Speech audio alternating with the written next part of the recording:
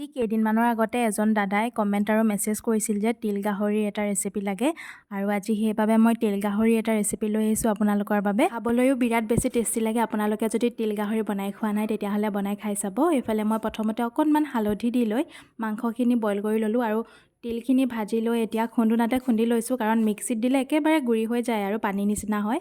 তাৰপিছতে লৈছোঁ মান ধনিয়া, আদা, ৰচুন এইখিনি ঠিকছেনে লৈছোঁ, মানে সৰহকৈ লৈছোঁ আৰু খুন্দি। তাতে লৈছোঁ বিলাহী আৰু পিঁয়াজ আৰু জলকীয়া।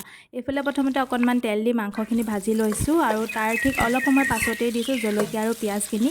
এইখিনি এতিয়া ভালদৰে মিক্স কৰি ইয়াত সোৱাদ অনুসাৰে নিমখ আৰু হালধি দিম।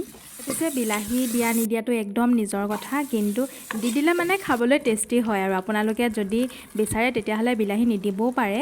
আৰু বিলাহীখিনি দি লৈ অকণমান ভাজি হোৱাৰ পিছতে জিৰা, গৰম মছলা দি পেলাই ভালদৰে আকৌ এইখিনি মিক্স কৰি দিলোঁ। আৰু একেবাৰে শেষৰ সময়ত দিছোঁ কি জানেনে, এই যে মান ধনিয়া, ৰচুন, আদা এইখিনি মই আগতীয়াকৈ খুন্দি ৰাখিছিলোঁ সেইখিনি দি দিছোঁ। ইমান বেছি ধুনীয়া যে গোন্ধ ওলাই নহয়। আৰু তাৰপিছতে এতিয়া মই একেবাৰে শেষত দিছোঁ তিলখিনি। তিল বৰ বিশেষ দিয়া নাই, কিমান দিছোঁ আপোনালোকে নিশ্চয়কৈ ধৰিব পাৰিছে। ভিডিঅ'টোত প্ৰথমতে যিমানখিনি তিল দেখাইছিলোঁ সেই গোটেইখিনি দি দিয়া নাই, তাৰ আধাহে দিছোঁ বাৰু।